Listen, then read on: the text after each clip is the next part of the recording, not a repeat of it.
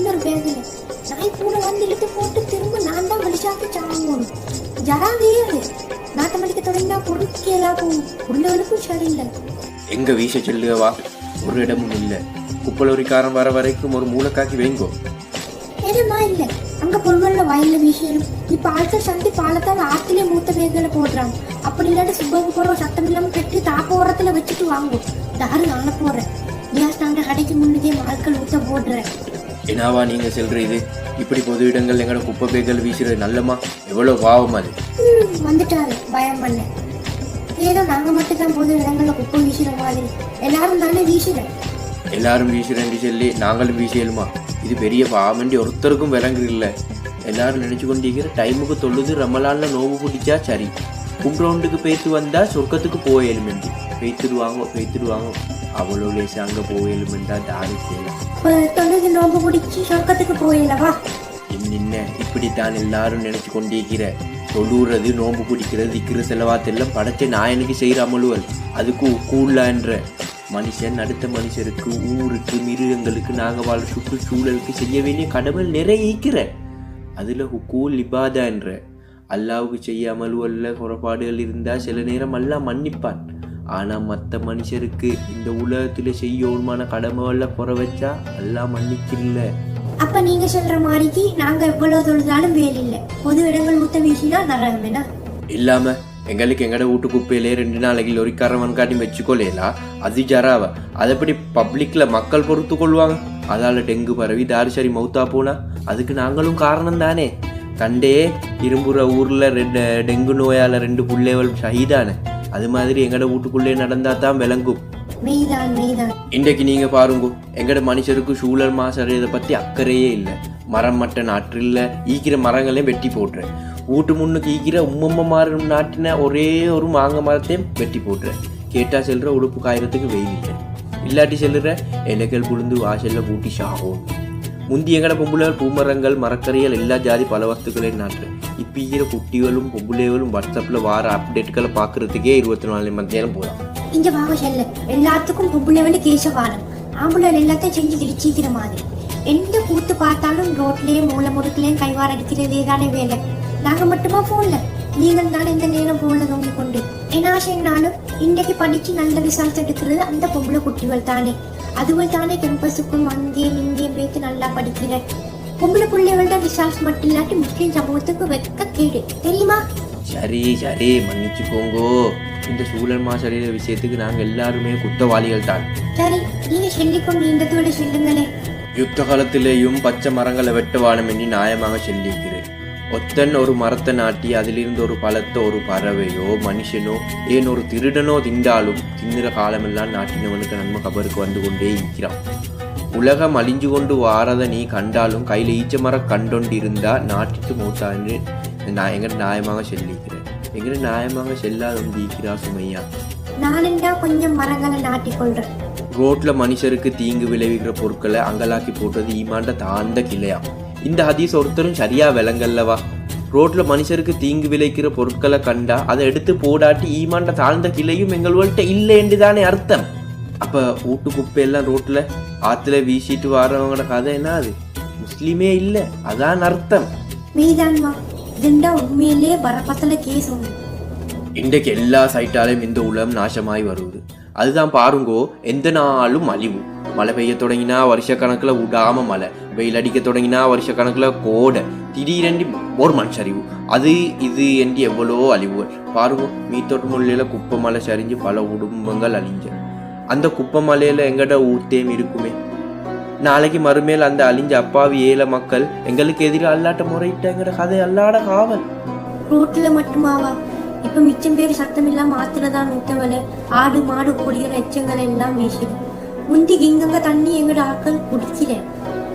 இப்ப குளிக்கவும் பயணம் சொரிச்ச மாறம். சந்தி பாலத்தை கடையில ஜாதி ஆட்கள் குளிச்சு கொண்டிருந்தோம். இப்ப அங்கேயும் குளிக்கிறீங்க. சந்தி யாரு புள்ளோடு ஊத்த பெம்பசால நிறைஞ்சா. மெய்யா பாருங்க, தண்ணி என்றது அல்லாட பெரிய குதிரத்துண்டு. அதுல பேத்து குப்பை நஜிசூல வீசிரண்டா இது தாட்டு செல்ல. கடல்ல பயணிக்கிற நேரத்திலே தண்ணியை சிக்கனமா பயன்படுத்த செல்லிக்கிற எங்கிட்ட சூழ்லாங்க. இதெல்லாம் பயானுள்ள சரியா சொல்லி படணும். ஆற்று தண்ணி குளத்து தண்ணிகளை சுத்திகரிச்சு தானே எங்களுக்கு டெப்லைன் தண்ணி வர குடிக்கிறதுக்கு. கடைசியில் குடி தண்ணியிலே மண்ணை கவுத்துடுவாங்க போல போகிற போக்கில். இப்போ பெம்பஸ் என்ற ஒரு பெஷனாகி போய்த்து பெறுறதே 3 புள்ள தான். ஒரு நாளைக்கு 5 பெம்பஸ் மாத்திர. அதுக்கு சம்பளத்தில் ஒரு கணக்கு ஒதுக்கணும். ஏன்னாது மூத்திர புடவை துண்டுகளை கழுவுறதுக்கு சோம்பரை. அந்த காலத்தில் உமாறு 10 புள்ளைகளை வளர்த்த ஒரு பெம்பஸும் போடல. எல்லா மூத்திர புடவையிலையும் கிணத்தால தண்ணி எடுத்து நீரை சௌக்காரத்தை பூசி கையால் கழுவி போடுற. இப்போ வாஷிங் மிஷின் இன்னும் அவங்களுக்கு மூத்திர புடவை கழுவ சோம்பரை. இங்க வாங்க செல்ல, இது நீங்க என்னைய படுகிறதுக்கா சொல்ற? அண்ணன் அதையே சொல்லுற. ஒண்டி செல்லேலவே எதை சென்னாலும் அவக்கு படுறதுக்கு. உங்களுக்கு படத்துக்கு அல்லவா, எல்லாருக்கும் படத்துக்கு தான் செல்ற. எனக்கும் சேர்த்து, எல்லாருக்கும் சேர்த்து.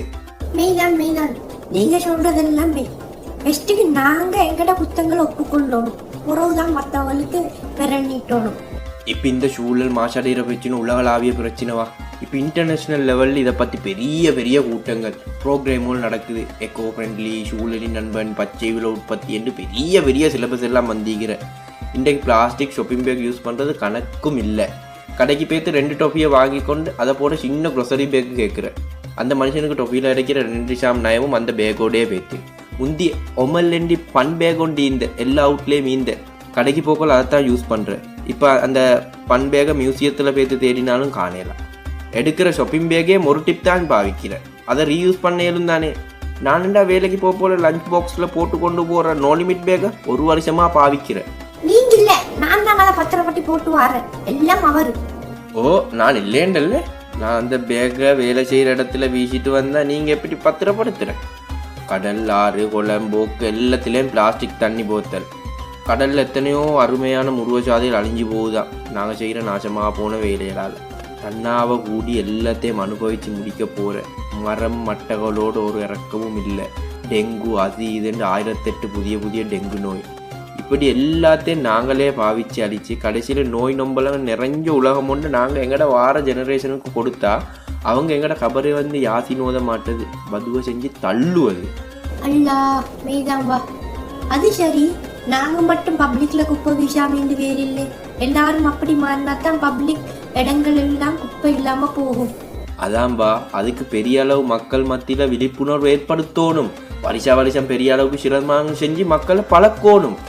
அந்த மாதிரி நல்ல வேலையில ஆர்கனைஸ் பண்ண ஊர்ல நல்ல சங்கங்கள் இருக்கணும்பா.